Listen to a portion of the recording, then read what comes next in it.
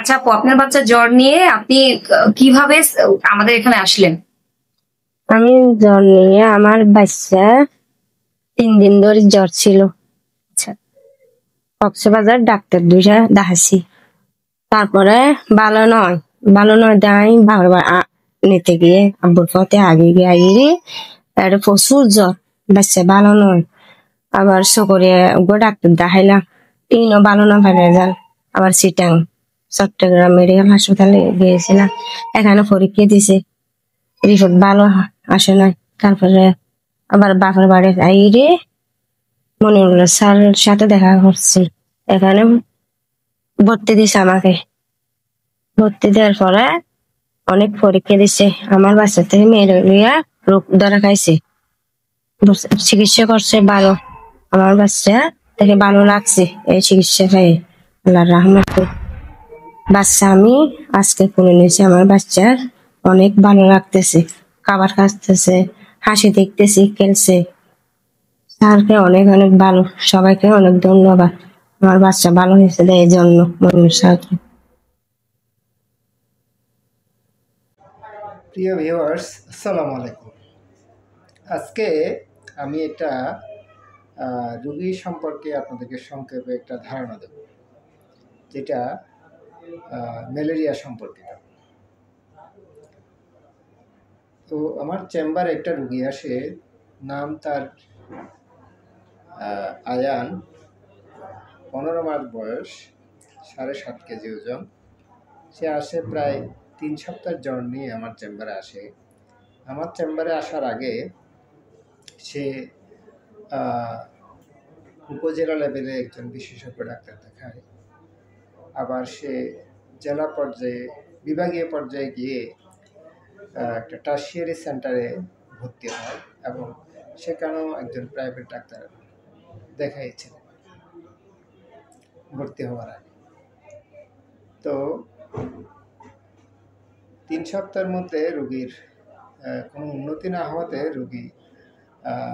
রোগীটা অনেক পথঘাট পেরিয়ে আবার আমার চেম্বারে শরণাপন্ন হয়।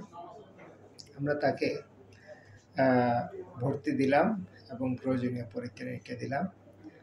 আমরা উইদিন 10 মিনিটস তার ধরা পড়ল ম্যালেরিয়া, এবং তাও সিভিয়ার ম্যালেরিয়া। এবং সিভিয়ার কেন, তার আমরা যেটা আরডিটি করি সেখানে পিএফটি পজিটিভ আসে, এবং আমরা থিন ফিল্ম যেটা ম্যালেরিয়া প্যারাসাইট করি সেখানে আমরা দেখতে পাই more than 10% RBC is occupied by malaria parasite, যেটাকে আমরা বলি হাইপার প্যারাসাইটেমিয়া। এবং তার আগে রোগী 2 ব্যাগ ব্লাড পাইছে, অর্থাৎ তার সিভিয়ার অ্যানিমিয়া ছিল, হিমোগ্লোবিন ছিল <5। এই যে সিভিয়ার অ্যানিমিয়া, তারপর তার হাইপার প্যারাসাইটেমিয়া, এই দুইটা তার সিভিয়ার ম্যালেরিয়ার ফিচার ছিল। সেজন্য আমরা তাকে ইমিডিয়েট ভর্তি করে সিভিয়ার ম্যালেরিয়ার যে ট্রিটমেন্ট আইভি আর্টিসোনেট সেটা স্টার্ট করার 24 ঘন্টার মধ্যে বাচ্চা 90% সুস্থ হয়ে যায়।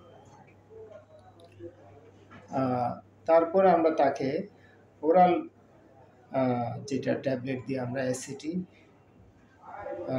6 dose plus star dose of primaquine, এটা আমরা দেওয়ার পরে রোগীটাকে আমরা ডিসচার্জ দিই।